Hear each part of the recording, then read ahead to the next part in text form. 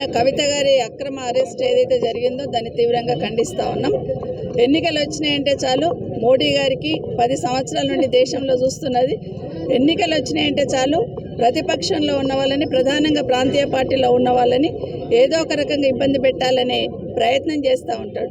ఈడీని కానీ, సిబిఐని కానీ, ఐటీని కానీ ఈ మూడింటిని ఉపయోగించుకొని ప్రతిపక్షంలో ఉన్న నాయకులను ఏ విధంగా ఇబ్బంది పెట్టాలనే ప్రయత్నం చేస్తున్నారు అనేది 10 ఏళ్ల నుండి చూస్తూ ఉన్నాం. నిన్న కవిత గారిని కూడా సంవత్సరంన్నర కింద నుండి ఎంక్వైరీ చేసుకుంటూ, కేసుని ఎంక్వైరీ చేస్తూ, సాక్షిగా పిలుచుకుంటూ ఎంక్వైరీ చేస్తున్నామని చెప్పుకుంటూ సడన్గా నిన్న వచ్చి సర్చ్ చేస్తున్నామని చెప్పి అరెస్ట్ చూపించడం అనేది నిజంగా చాలా అక్రమం. ఎందుకంటే సాక్షిగా పిలిచిన వాళ్ళని అక్యూజ్డ్గా చేస్తూ ఏం సాక్ష్యాలు దొరికినాయి అనేది కూడా తెలియకుండా అక్యూజ్డ్ చేయడం ఒకటి. రెండవది, సుప్రీంకోర్టులో ఆల్మోస్ట్ కేసు నడుస్తూ ఉంది.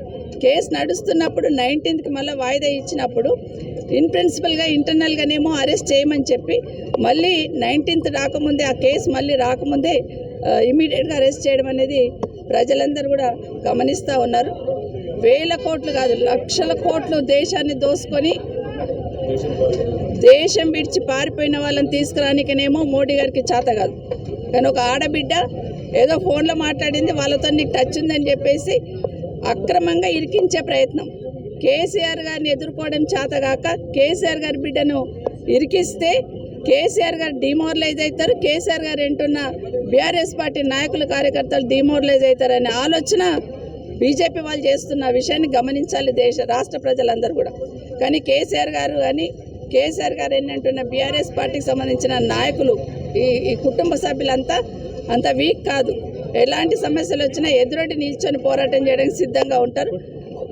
కోర్టుల మీద విశ్వాసం, ప్రగాఢమైన విశ్వాసం ఉంది. ఖచ్చితంగా కోర్టులో తప్పకుండా న్యాయం జరుగుతుందనే విశ్వాసాన్ని మరొకసారి ప్రకటిస్తూ, నిజంగానే మోడీ గారు 10 ఏళ్లలో ఏం చెప్పినారో ఒకసారి ప్రజలందరూ గమనించండి.